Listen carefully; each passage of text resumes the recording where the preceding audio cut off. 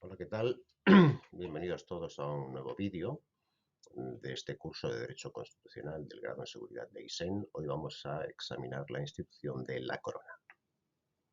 A la corona dedica la Constitución española el título segundo, artículos 56 a 65, que son el título segundo es el primero, lo que se denomina la parte orgánica de la Constitución, donde se regulan los distintos órganos constitucionales.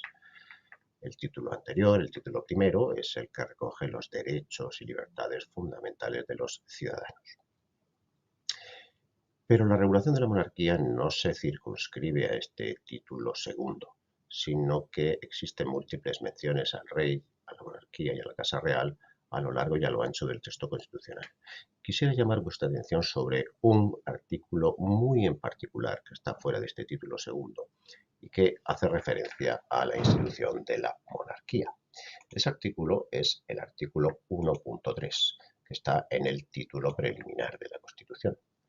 Es el artículo primero y por lo tanto tiene una relevante importancia en el ámbito constitucional español. Este artículo primero, en su inciso tercero, establece que la forma política del Estado español es la monarquía parlamentaria.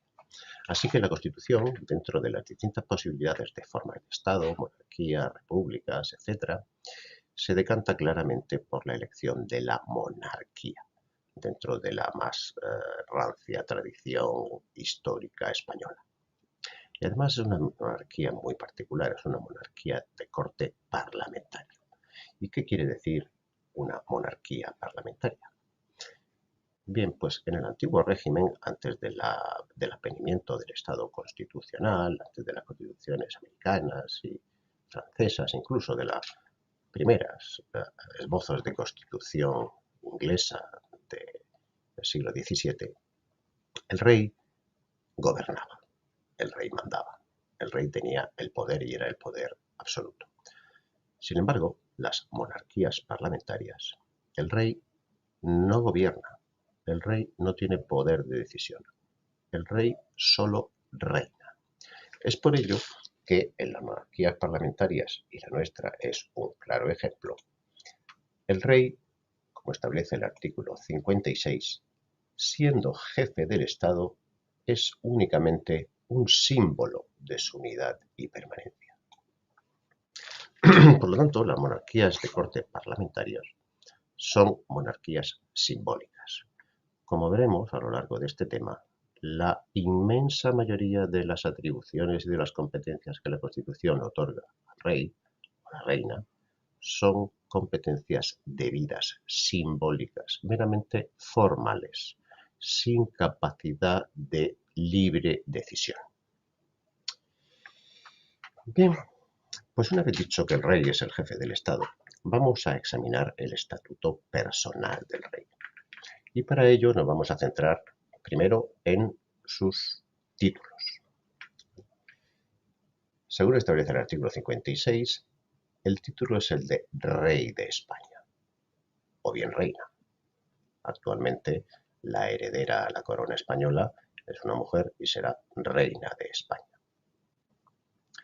Junto a este título de Rey de España tiene relevancia constitucional el título de Príncipe Heredero o de Príncipe de Asturias.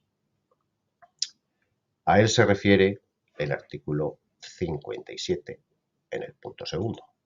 El príncipe heredero, desde su nacimiento o desde que se produzca el hecho que origine el llamamiento, tendrá la dignidad de príncipe de Asturias.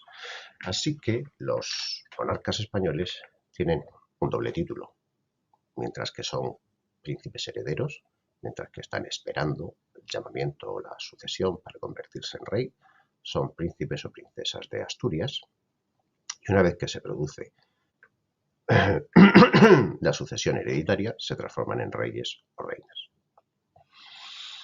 En la actualidad existe otro título que tal vez hayáis podido escuchar en los medios de comunicación, que es el de rey emérito.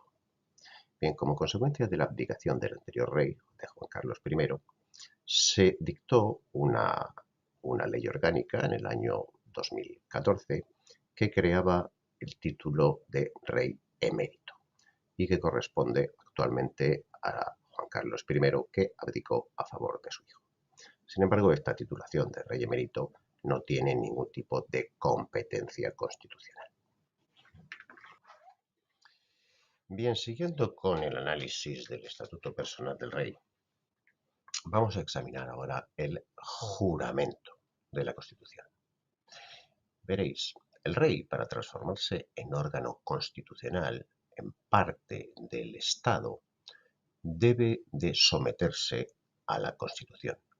Y este sometimiento se efectúa de manera también simbólica a través del juramento de la Constitución. A él se refiere el artículo 61 de la Constitución, que dice que el rey, al ser proclamado ante las Cortes Generales, es decir, cuando se convierte en rey por el orden sucesorio de la corona, prestará juramento de desempeñar fielmente sus funciones, guardar y hacer guardar la Constitución y las leyes, y respetar los derechos de los ciudadanos y de las comunidades autónomas.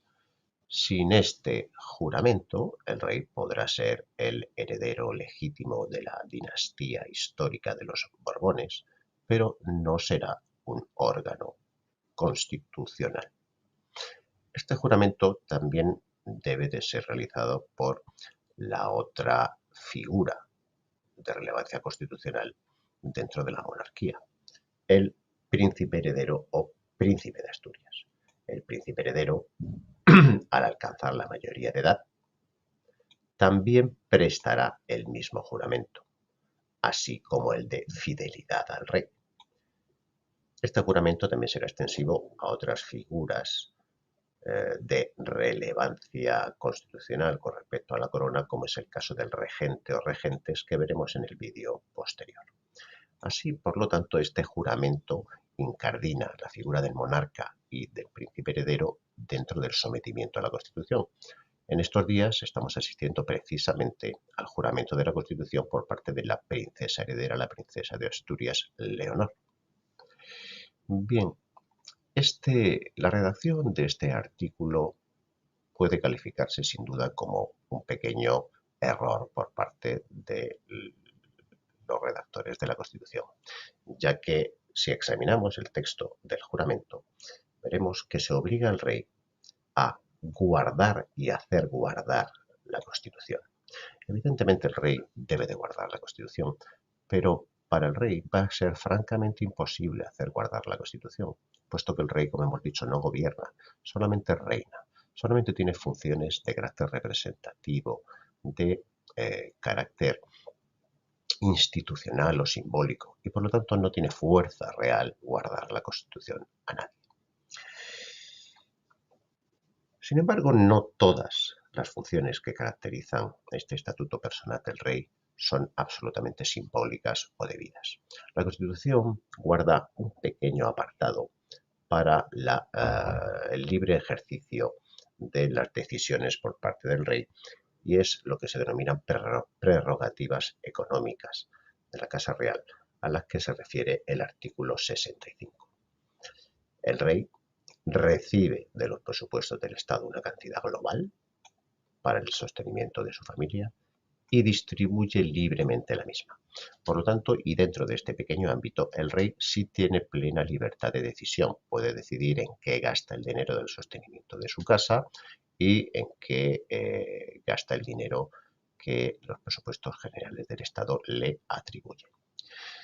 Asimismo, el rey también dispone de libertad para nombrar y relevar libremente a los miembros civiles y militares de su casa. Su casa es la denominada Casa Real y está conformada por todas las personas que prestan servicio administrativo, de apoyo, de asesoramiento a la Casa Real.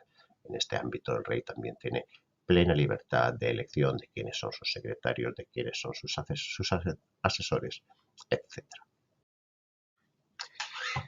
Siguiendo con la figura del rey, vamos a examinar ahora lo que son probablemente las dos notas más características del estatuto personal del rey: su inviolabilidad y su irresponsabilidad. Bien, la inviolabilidad está recogido aquí en el punto tercero del artículo 56. La persona del rey es inviolable y no está sujeta a responsabilidad. La persona del rey es inviolable.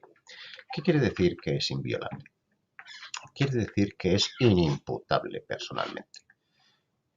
Dicho en román paladino, la figura, la persona del rey tiene una completa y permanente exclusión de cualquier tipo de procedimiento penal. No puede ser procesado, no puede ser juzgado y no puede ser condenado.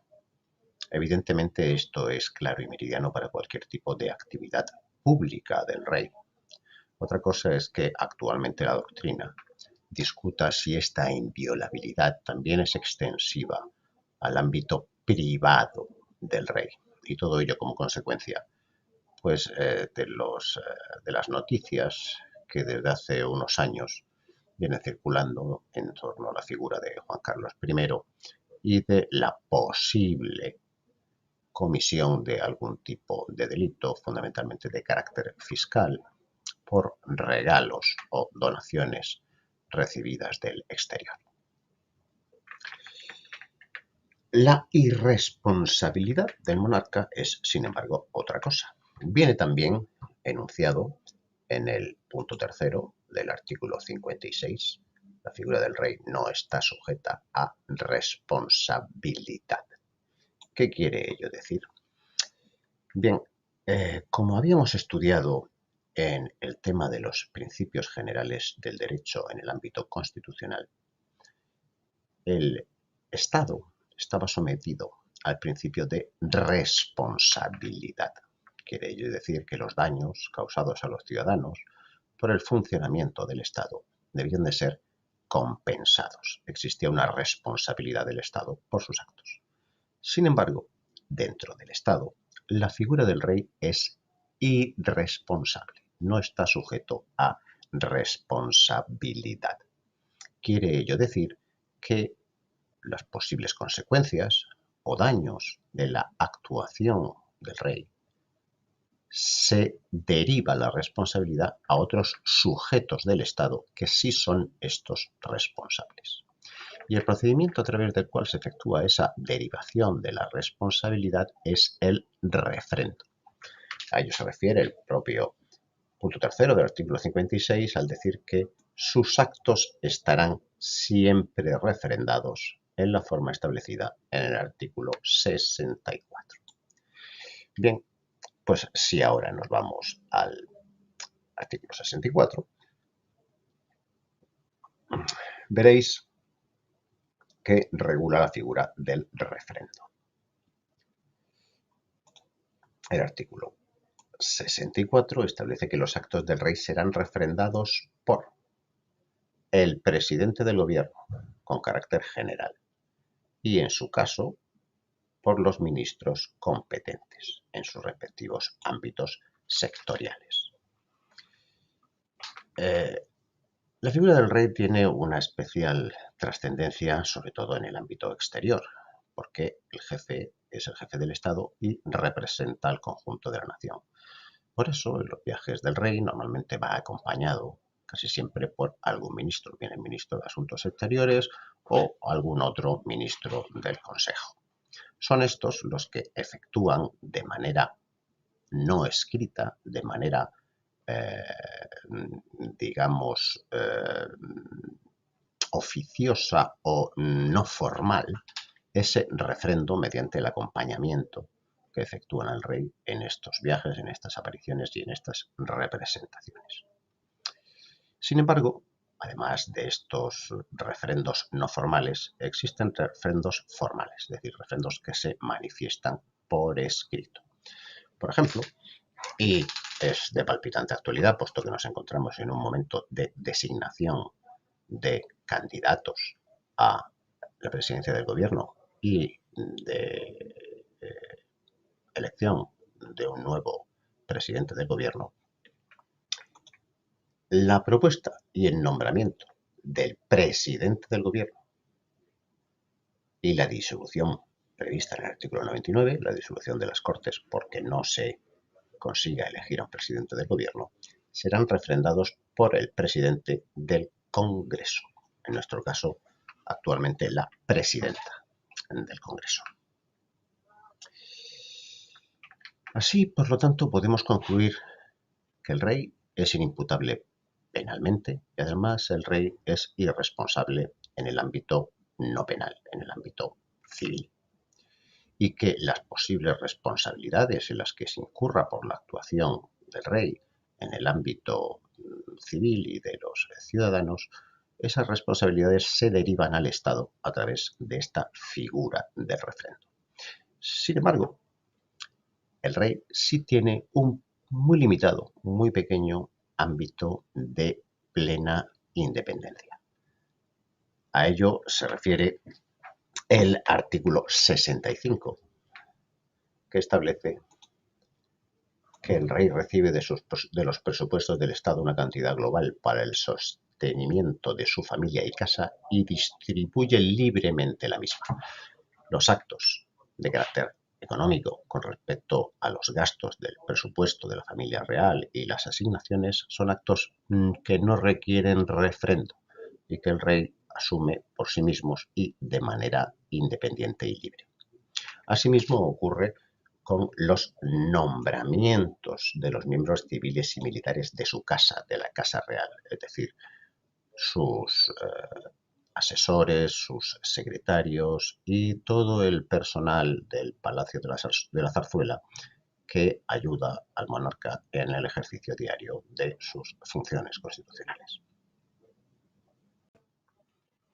Bien, vamos a finalizar aquí este primer vídeo del tema de la Casa Real y os emplazo al siguiente vídeo en el que examinaremos las funciones del rey en los tres ámbitos básicos en los que se desarrolla, en relación al gobierno, en relación al parlamento y en relación a la administración de la justicia, y examinaremos por último algunas figuras importantes como es el orden sucesorio y la tutela y la regencia del rey.